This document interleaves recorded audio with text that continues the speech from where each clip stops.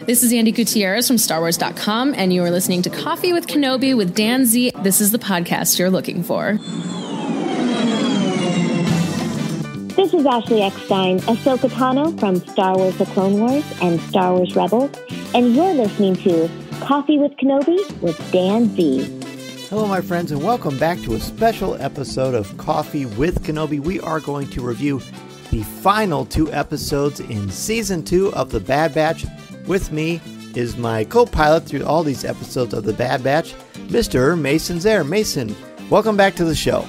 Thank you again for the final time, question mark? The question mark? Yes, well, that is it. There's a lot of finality to some of these, too. Of course, we were talking about the episodes are The Summit and then Plan 99. We're going to talk about them individually, naturally, but we just usually do a word to describe these shows and just kind of give our overall thoughts.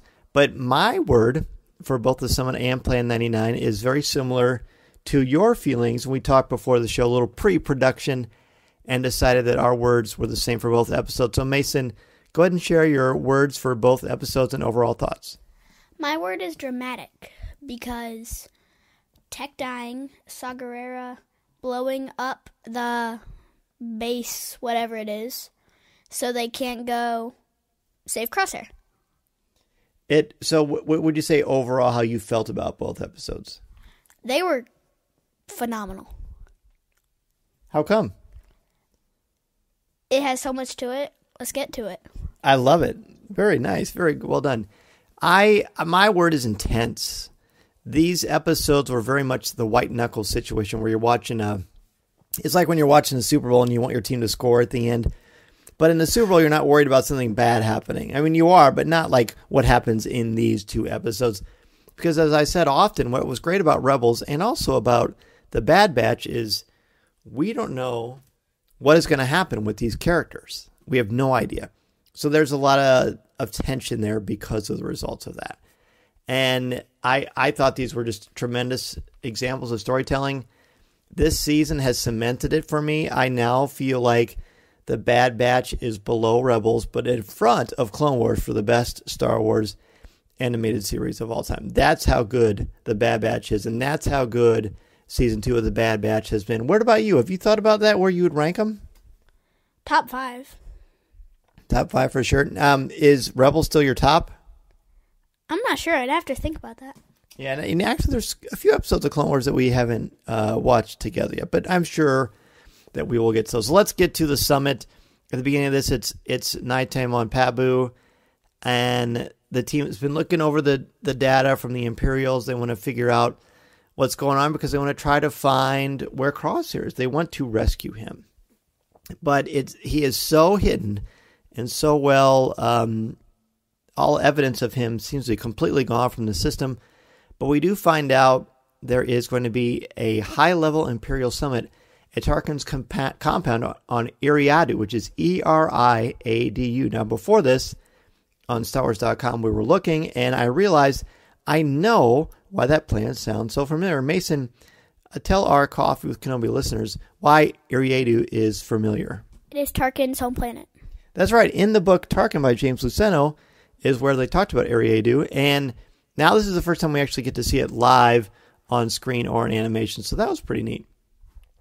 As they are leaving, there is a great little time where you've got Fee, and she says goodbye to everyone. She has a nice little, she asks them where they're going. It's nighttime. Everyone seems very calm and happy. It's quite serene there. And then Fee and Tech have this wonderful little engagement where they talk with one another. Is there anything you want to say about that? It's what's that guy's name from Mando? Oh, the guy who was arrested, and then what is his name? He's played by Bill Burr, the comedian. It'll come to me, but while I'm thinking about that, go ahead. He calls Mando Brown Eyes. Yes, he calls Mando Brown Eyes, and then Fee's pet name for Tech is Brown Eyes.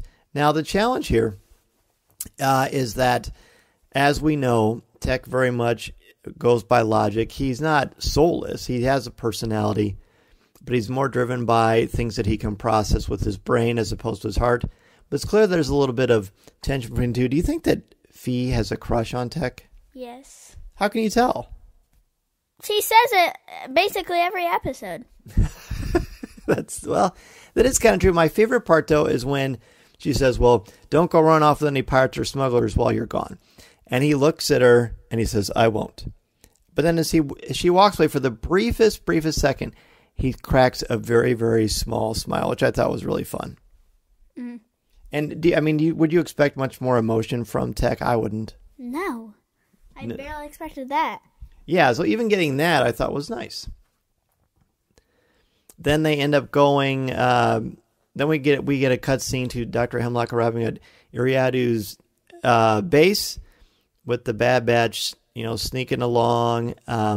This is what the Bad Batch does. They're able to sneak into planets, infiltrate other things, and we get a great little surprise where we see Tarkin having a bit of a meeting. So talk to us about that. He was with Krennic and a bunch of other officers in Hemlock, and they were doing all of Hemlock's things.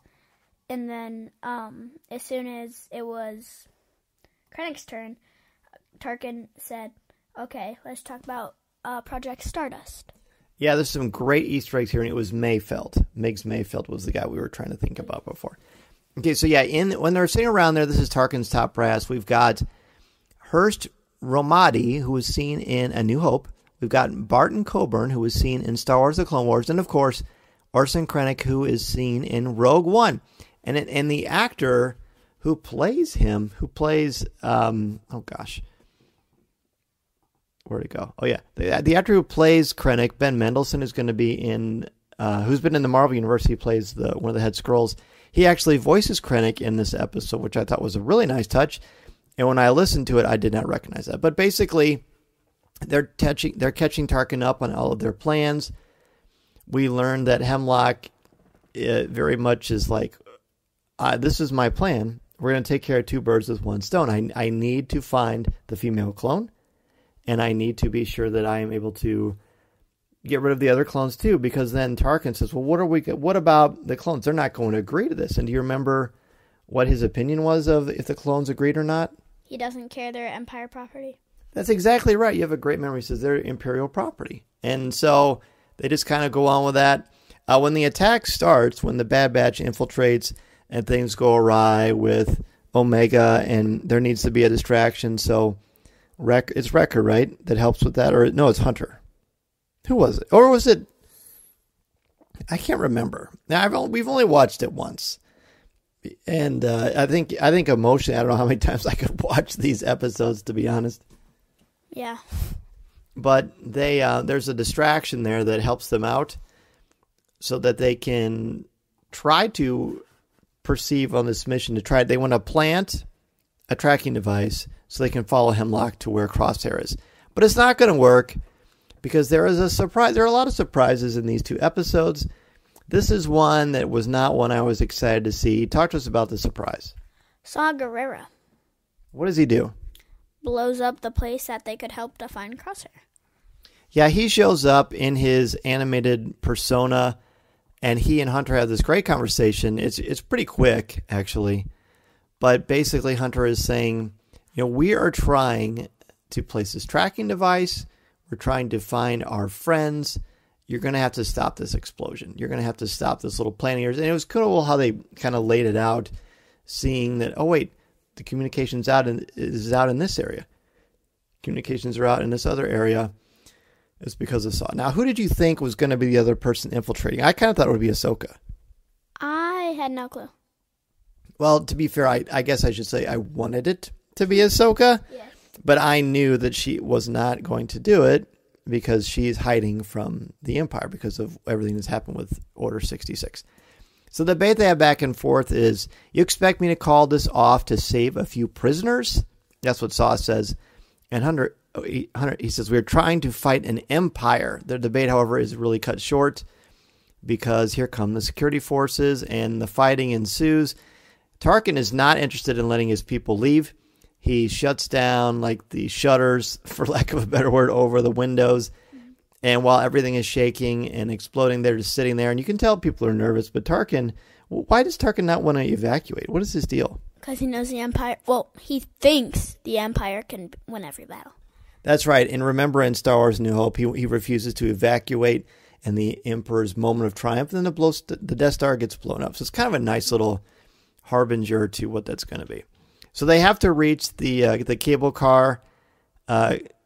Saw hits that detonation, and here comes the Imperial facility. It's going to fall down, and then they cue this very, very intense thing where they have to get on the cable car. It's halting as it loses power, suspended over this massive opening. And the way that this is filmed is you've got all this smoke and clouds. It's not smoke, it's clouds, and you can't see the bottom. And then Tech says, this is going to be a problem. Easily over 1,000 feet. Oh my gosh, easily over 1,000 feet. So that first episode is pretty quick, but I feel like it packs a massive punch in a very, very small amount of time. And while we're watching this, I'm not trying to be funny or clever, but I truly had a bad feeling about it. Is there anything you want to say about this episode before we move on to Plan 99? It was great. And it's also time to give our letter grade. Oh, yeah. So what is your letter grade for the summit? And explain why. A+. Because it's one of the best. Second best this season. Oh, cool. I agree. I think this is, in a season full of highlights, this is like a 45 to 50 point game from Jordan. You always expect greatness from this season because they've done such an amazing job on the Bad Batch. And this one, the way it sets it up was just absolutely remarkable. I'm going to give this one an A+. You don't know what's going to happen, and I like that. I had no idea. My brain wasn't even, subconsciously speculating. I just felt like they were building something very, very powerful, and it didn't seem like it was going to be easy. I mean, in this and in Rebels, whenever the teams that we're rooting for are in an Imperial compound or a ship or a base or whatever, I never really worry they're not going to get out. But in here, I just had a terrible feeling about it, and it's absolutely an A+. So what we're going to do now is we're going to take a quick break, and when we return, Mason and I will talk about the finale of Season 2, Plan 99. I am Dan Zehr. I'm Mason Zehr. And this is Coffee with Kenobi. This is Vanessa Marshall, and you're listening to Coffee with Kenobi.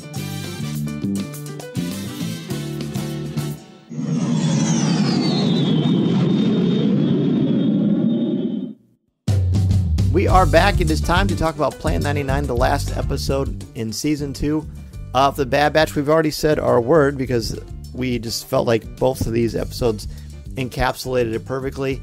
Let's just jump right in. When we last left them, there was blaster fire ringing out as all these stormtroopers are stranded. They see our crew of Clone Force 99 along the Raven's Peak rail line on Eriedu, of course, which is again the home of Grand Moff Tarkin, as Mason told us in the first part of this episode. Tech is on the terminal, is going to reboot the power. And while this was going on, what was going through your mind? What were you thinking as this was happening? He's going to fall. You did think that? Really? Yes. What gave you that sensation? Him walking up on the railing, whatever it is, and it just gave me a bad feeling. Yeah, and so you didn't think, they're going to get out of this one easily? No. I didn't either. And I think it's just, maybe if this was happening in the middle of the season, I probably wouldn't have thought about it very much. Is that? Yeah. So they're getting up there, and I'm just thinking, in my brain, I'm starting to think, very subtly, oh no, they've spent so much time getting us to care about Tech this season. I have another bad feeling about this. Tarkin is not messing around. He wants to order this full-scale strike to scramble a bunch of V-Wings and shoot down the Bad Batch's car. Now, other Imperials say, but our troopers are there too, and Tarkin doesn't care. He just says, blast them out of the sky or something like that. That's not verbatim, but no surprise that Tarkin is that kind of a guy. So, just as his boots are hitting the first car with this great shot, the weight of it all causes the car to fall away from the track, and then Tech is hanging on by his rappelling cable, and I almost couldn't watch. Like, I started to look away, and I'll just tell you, I mean, we know what happens. Tech dies. Tech appears to die. And I know this is an animated thing. I know it's Star Wars. I know it's not real. But I was sad. Like, it stuck with me for several hours. I got really choked up. It definitely impacted me more than I ever would have expected. Tell me kind of your emotions. It was sad. It definitely got to me a little. But he appears to die. And when they said, we only found these goggles, your friend. You had said to me the whole time, you said, we don't know for sure he died, but they didn't find him. Mm-hmm. And I hope, bud, that you are right. Maybe land like garbage or water. Oh, maybe. So the ironic thing is when this was happening, I thought, oh, geez, Wrecker, how much does this got to be tested? There's no way he's scared of heights now, or he's got to be close to almost cured of it because he's had to face it so many crazy times. So he starts yelling at Wrecker as things are falling and stormtroopers are blasting him. He says, I'm climbing as fast as I can. And he's out of breath. And you just, again, rarely do we hear our heroes out of breath, unless it's someone like Indiana Jones. But you expect that because nothing ever goes easy for him. But for the Bad Batch, it always goes smooth. Yes. And then tell us about what happens between Wrecker and Tech at the very end. Empire keeps shooting, and then both cars are ripped from the track. And then Tech says, you must sever the connection hinge. And, oh no, that was actually Wrecker. Yeah. And then Tech says, there's no time, Wrecker, plan 99. And when he said plan 99, I just thought, oh no, he's going to let go. Mm-hmm. He's going to let go. You thought that too? Yes. And Tom and I haven't got a chance to talk about it very much, but Tom is a massive Tech fan. I know that Mr. Def Prawn is as well, Frank Mulder, and I know how much that affected you. I know how many of you are out here listening are huge Tech fans, and I've always liked Tech, but I grew to love him in this season, and it was tough. Wrecker keeps going, don't you do it, and then Tech sighs, pulls out his blaster, and he says, this beautiful last line. I have goosebumps. He says, when have we ever followed orders, he asks. And then he fires a shot, and then he drops in free fall. And, I mean, I just couldn't think of a more perfect line. Because he's one who always goes by the book, and he's the one who's like, I'm learning from all of you. But it was it's like the most loving thing that Tech could say. Yes, it was very powerful. Oh, like I said, I haven't rewatched this one. I know you haven't either, because I didn't want to feel that way again. I'm sure I'll watch it again someday. Yes, again someday. Right. So then the car pops back on the track. Echo powers it up, and they race away. Kind of reminded me of The Empire Strikes Back to a degree, because as soon as Luke feels like he's going to fall, then they finally get the Falcon working. They race off into light speed, but it's not without great cost and tragedy. Hand. Yeah, Luke's hand. So Omega is unconscious, calling out for her lost brothers before she loses all consciousness. And then she wakes up, and she's in this comfy bed, and she's with Hunter, and she's with AZ. And then tell me about this scene and kind of what you were thinking and what happened. I was thinking, on the tiny fall, not as much as Tech, but the fall that they had, she got knocked out, hurt her arm, that kind of stuff. So she says she's so upset, and she says, why did Tech do that? Omega says, he didn't let us save him. And then Hunter says, he knew we were out of time. Tech put the squad ahead of himself. He made a sacrifice, Omega, and we're not going to waste it. I found this very inspiring, especially as a Catholic or as a Christian or just a fan of literature. We know that there's no greater love than to lay down your life for your friends, for your people. And that is what Tech did. A guy who's held his emotions so close to his heart, almost that you wondered if he had any, he shows the greatest love possible. Does this make you like Tech more, less, or the same? More. I agree. So Hunter and Wrecker, they're all back and thinking, I'm going to go retire on Pabu. They all make a plan to do it. And we realize the reason they're all comfy and cozy is there was Sid. And Wrecker and Sid are sitting at the bar, and Sid is comforting him. And I kept saying to myself, and I even said this out loud. Mm-hmm. Well, what you can say what you said. I didn't trust it. Neither did you. I kept saying, why would they go back to Sid? Like, why not go back to Pabu? Like, why in the world would they go to Sid? Now, she seemed to be kind and helping, but it just felt weird because she's never warm and fuzzy. She's never nice. She did say she was sorry about Goggles. Because she just kept looking at him with sadness in her eyes because she knew something was going to happen. Right, exactly. And then all of a sudden they realize that Sid has sold him out to the Empire, which not only is that horrible and a terrible decision, but does she honestly think the Empire is just going to take them and leave? The Empire is going to take over this planet. She set herself up for failure too. In her words, she says, I had to make the best of a bad situation. But yeah, I'm not so sure of that. So the Imperial Commandos burst in. Hunter and Omega run into the mining tunnels to try to escape, to go to the Marauder. AZ is with them. And Omega says, I've already lost Tech. I'm not going to lose them too. She doesn't want to lose her friends. But then we've got Hemlock. He shows up. He's got Wrecker surrounded by all these soldiers. They've got blasters aimed at him. His neck has obviously been broken or hurt. And it's just Hunter against all of them. And I've never been in a situation where I saw Wrecker and I thought, oh, he doesn't have the upper hand. Mm-mm. They set it up perfectly. Were your emotions just going crazy? I was like, what's going to happen? I think this is going to happen. No, it's not. But no, I don't know. So Hunter finally surrenders because otherwise Hemlock is very clear he's going to kill Wrecker. He says, you already lost one of your brothers. You're going to lose another one if you don't put down your weapon, which he does. And then when they get outside, Omega sends AZ to find Echo while she's going to fire at Hemlock and the troopers. And she says, if you come with me, well, no. Hemlock says, if you come with me, your friends will live, which of course she does. Then they sneak up on Omega and they stun her.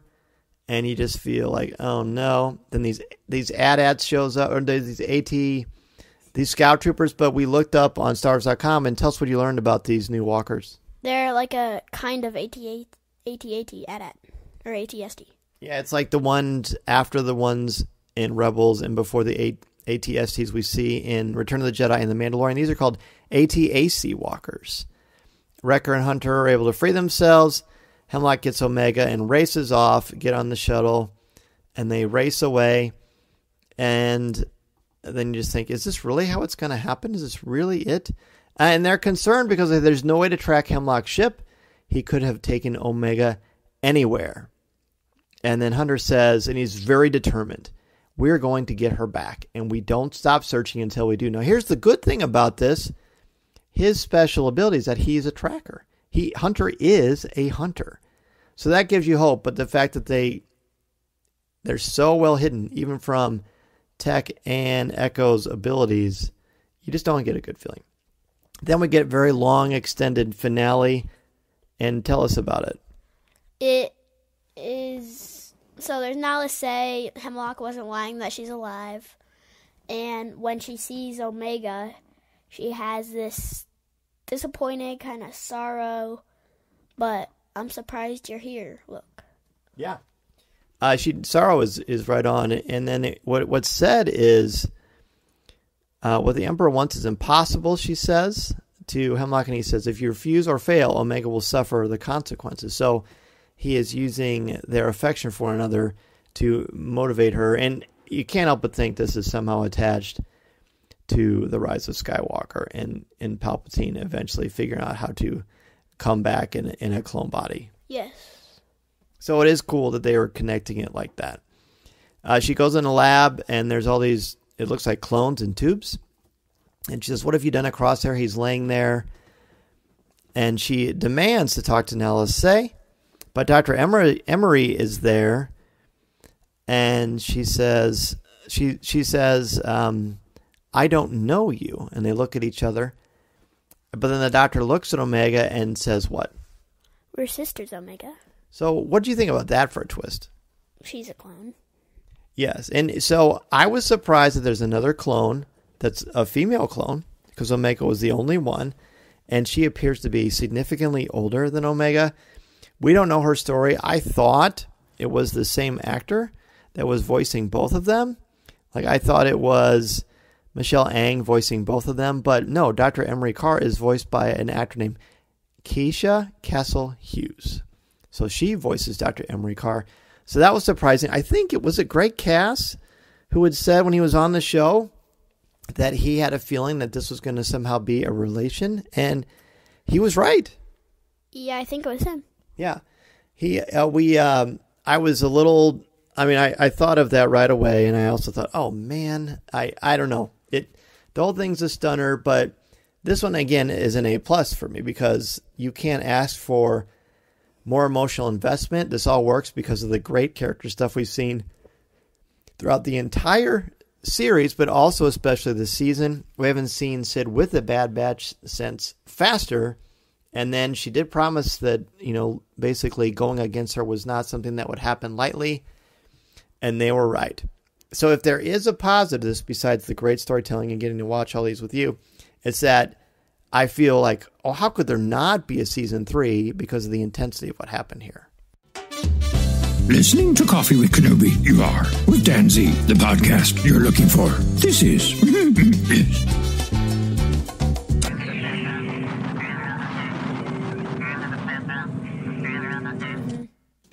So any last minute thoughts on either of these episodes, The Summit and Planet 99, or just Clone Force, The Bad Batch Season 2 overall? It was a great season. And your letter grade was also? A+. Okay. Well, hey, what have you learned about podcasting from now compared to when you first started this at the beginning of the season? It's a long ride. It's worth it, though.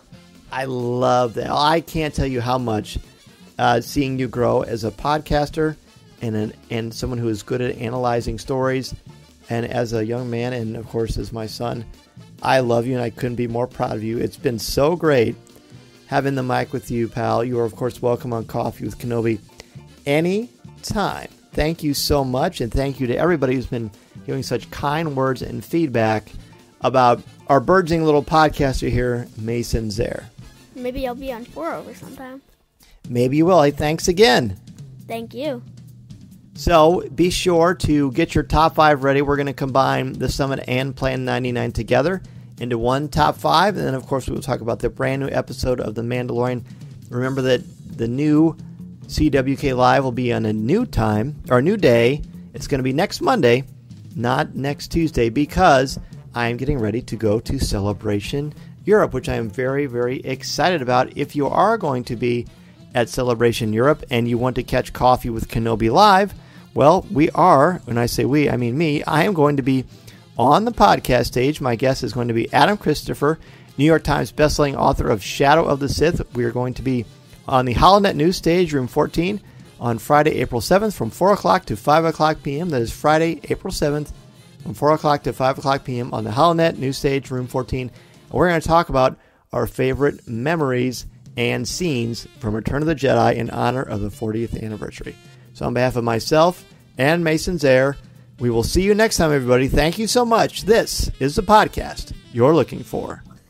This podcast is not endorsed by the Walt Disney Company or Lucasfilm Limited. It is intended for entertainment and informational purposes only. The official Star Wars website can be found at www.starwars.com. Star Wars, all names, sounds, and any other Star Wars-related items are registered trademarks and/or copyrights of Disney and their respective trademark and copyright holders. All original content of this podcast is the intellectual property of Coffee with Kenobi unless otherwise indicated. This is the podcast you're looking for.